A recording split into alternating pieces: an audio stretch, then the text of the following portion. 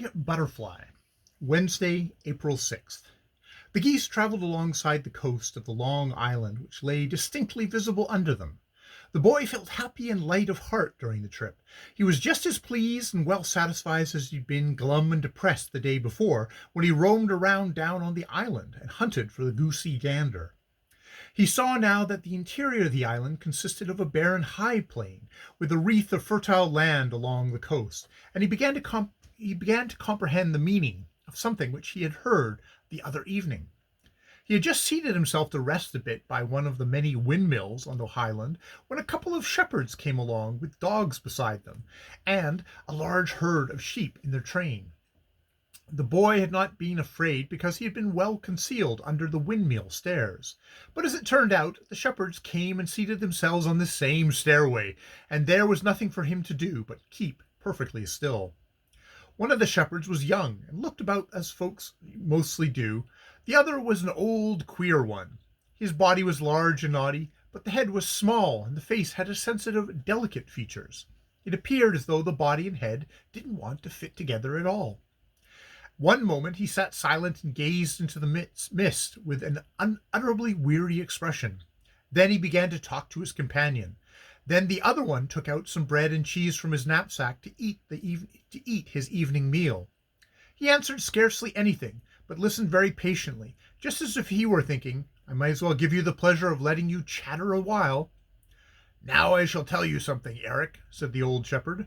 "I figured out that in the former days, when both human beings and animals were much larger than they are now, that the butterflies, too, must have been uncommonly large. And once there was a butterfly that was many miles long and had wings as wide as seas. Those wings were blue and shone like silver, and so gorgeous that, when the butterfly was flying out, all the other animals stood still and stared at it. It had this drawback, however, that it was too large. The wings had hard work to carry it, but probably all would have gone very well if the butterfly had been wise enough to remain on the hillside. But it wasn't.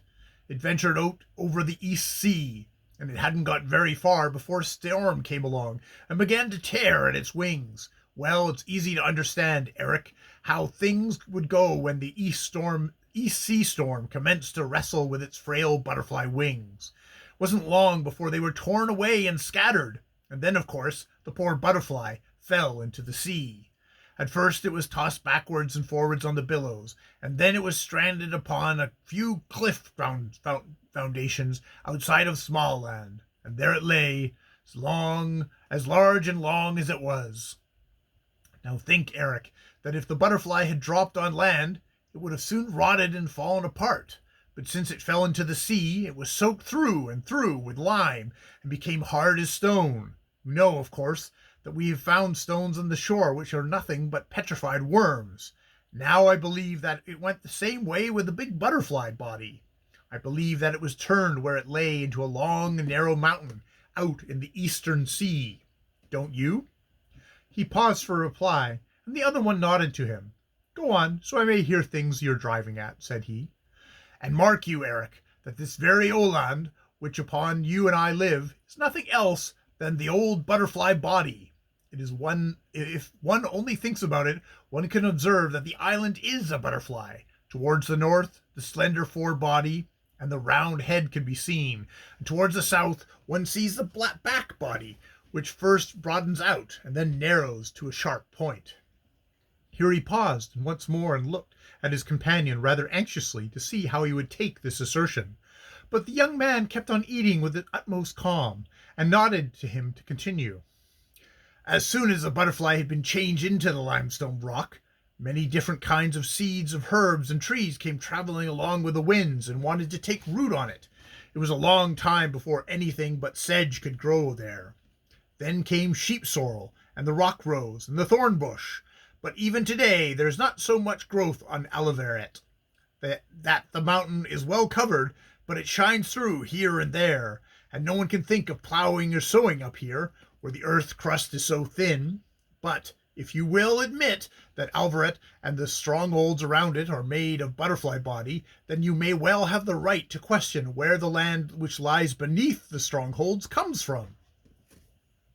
"Yes, it is just like that," said he who was eating. eating, that I should indeed like to know. Well, you must remember that Oland has lain in the sea for a good many years, and in the course of time all things which tumble around with the waves, seaweed and sand and clams, have gathered round it, and remained lying there. And then the stone and gravel have fallen down both the eastern and western strongholds. In this way the island has acquired broad shores, where grain and flowers and trees can grow. Up here, on the hollered butterfly back, only sheep and cows and little horses go about. Only lapwings and plover live here, and there's no buildings except windmills and a few stone huts where we shepherds crawl in. But down on the coast lie big villages and churches and parishes and fishing hamlets and a whole city. He looked questioning at the other one. This one had finished his meal and was tying the food sack together.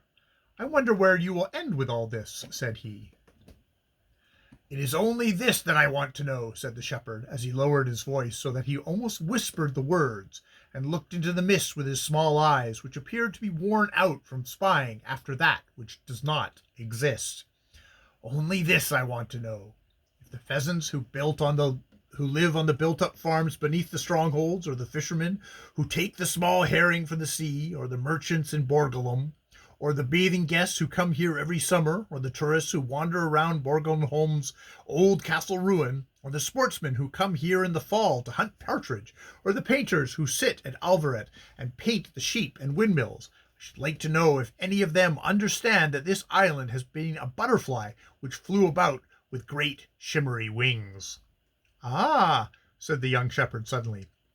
It should have occurred to some of them, as they sat on the edge of the stronghold on an evening, and heard the nightingales trill in the groves below them, and look over the Calamar Sound, that this island could not have come into existence in the same way as the others. I want to ask, said the old one, if no one has had the desire to give wings to the windmills, so large that they could reach to heaven, so large that they could lift the whole island out of the sea and let it fly like a butterfly among butterflies. It may be possible that there is something in what you say, said the young one, for on summer nights, when the heaven widened and opened over the island, I have sometimes thought that it was as if it wanted to raise itself from the sea and fly away. But when the old man had finally gotten the young one to talk, he didn't listen to him very much. I would like to know, the old one said in a low tone, if anyone can explain why one feels such a longing up here on Alvaret. I have felt it every day of my life, and I think it preys upon each and every one who must go about here. I want to know if no one has understood that all this wistfulness is caused by the fact that the whole island is a butterfly that longs for its wings.